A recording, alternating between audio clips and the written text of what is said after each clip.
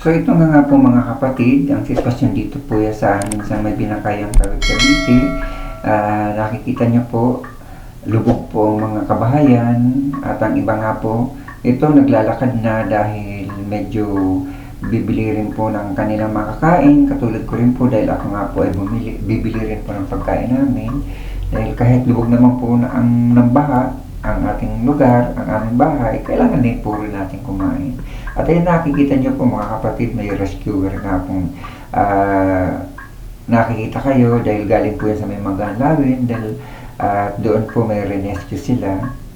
At ayun po ang nakikita nyo na napakalaki pong pinsala ang naidulot ng Bagyong Christine na hinahangad po natin lahat na sana safe lang po tayo kahit tayo po ay napinsala ng bagyo o ng baha dahil biglaan lang po talaga itong bahang to dahil nagtaka nga rin po kami kung bakit biglang laki po ng baha. At ayun, may nakikita rin po kayong truck ng sundalo na rescuer nga po, di ko lang alam po kung saan to galing na parte.